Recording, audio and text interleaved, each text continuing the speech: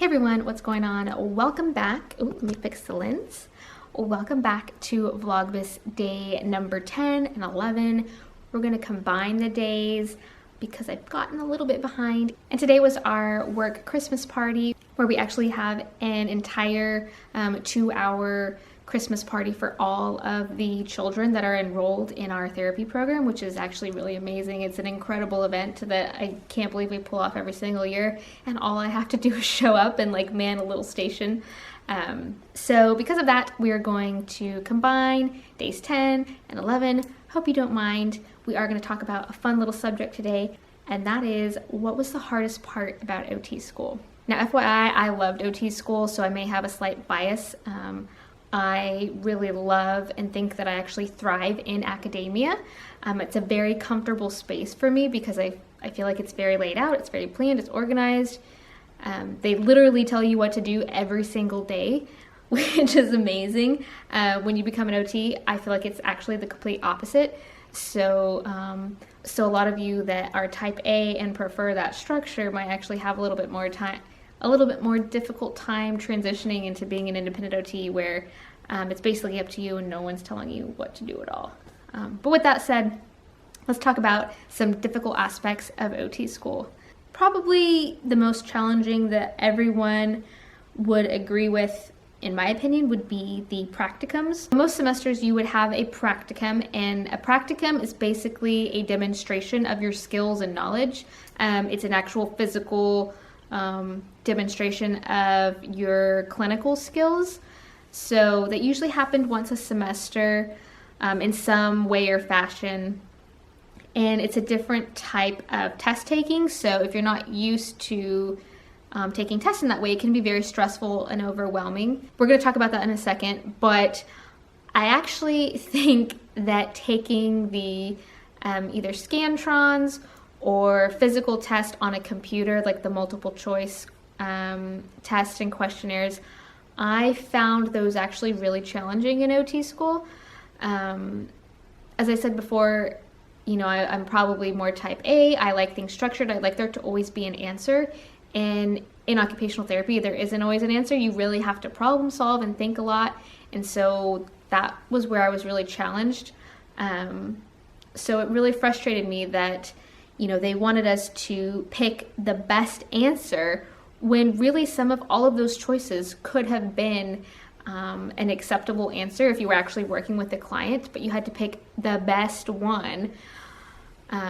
So I'm not sure if that makes sense, but when you're given a clinical question and you have a multiple choice and you feel like 3 out of the 4 could be acceptable, it's really frustrating. And so I definitely got lower grades than I ever had my entire life in OT school, and that's fine. When you're in OT school, you have to realize that it's really not about the grades at that point. No one's ever going to ask you what your grade was on your test in your adult lab. No one's ever going to ask you that. So, so don't put stress on the grade that you're going to get. I would try and stress more about, do you actually know the material? Because at this point in your career and your academia, it's really not about the grades anymore. And if it is, you're probably going to struggle a little bit more, and you don't need that. You're not competing against your classmates anymore. You're all there. You're all going to become OTs. You're all going to work. So at this point, you might as well enjoy it and actually try and learn instead of learning for the test. So I think that's where I struggled, because I had always been really good about learning for the actual test, and I was challenged to sort of think in different ways than I had before. So for me personally, the standardized tests, I would say, were more challenging because it was just a different way of asking questions and a different way of thinking that I was used to. But going back to the practicums, where I think most of you might be scared, and I can recall the sheer panic and fear of like, oh my God, we have to walk into a room and physically demonstrate something in front of someone that's going to judge us on every little thing.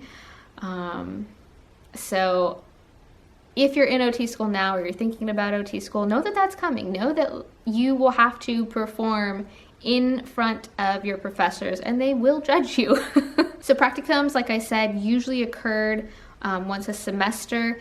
The very first semester I recall, we had a practicum for demonstration of manual muscle testing and how to take accurate range of motion. So range of motion is the range of a joint. So you use a goniometer and you apply it to a specific point on the joint to get an accurate measurement. There's lots of different ways you can do it. So you have to really know what you're doing. And the way that practicum worked, from what I can recall, you would walk into a room with a partner that you had chosen and had hopefully been practicing with that entire semester, which my partner was Grace Crispel, if you're out there, what's up? But you walk in, you have your partner, you literally, I think we actually like drew from a bucket, opened it up, and it said, okay, you're gonna show me abduction of the shoulder, you're gonna show me elbow flexion, you know, whatever it said, and then you just demonstrate it.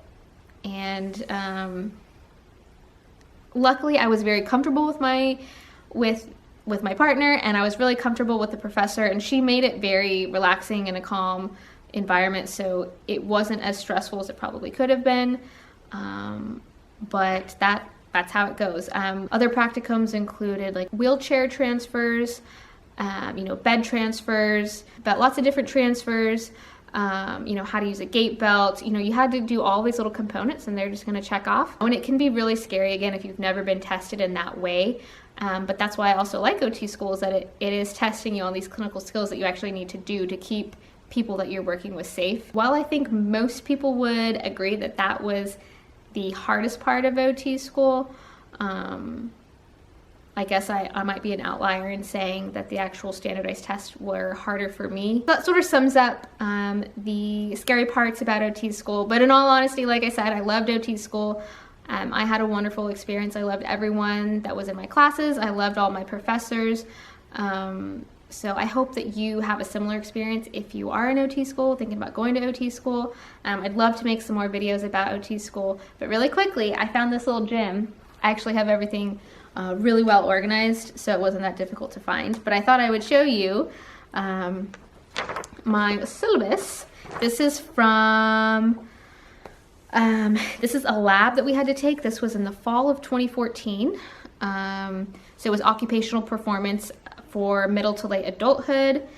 And this is the lab. I was looking at the grading system that we were using, and there was really only two major components. If you can see, we had 2 exams, and then we did our practicum that semester was a hands-on project with the stroke center that we had at the school at Texas Women's University, where individuals that had a stroke were coming in to get speech therapy with the speech therapy program that was there. And we did a combined group project where we worked with a speech therapist and those clients, doing an evaluation. And I'm not really sure what else. I'd have to go back and look, but that was 25% of our grade, and then the tests were 70%, and then there was a 5% participation, so basically showing up.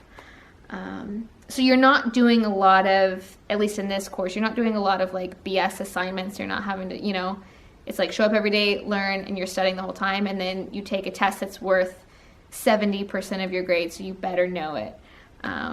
So if that doesn't stress you, I don't know what will. But hopefully all this gives you some insight into OT school. Again, I'd love to talk more about OT school if y'all are interested. And just remember that at this point, if you're thinking about going to graduate level, it's not so much about the grade. It's really just about taking in all the information and actually learning it, and then being able to apply it, which is what the practicums and the tests are all about. Okay, so that's going to be the end of this video. I hope you enjoyed it, and I will see y'all tomorrow. Bye.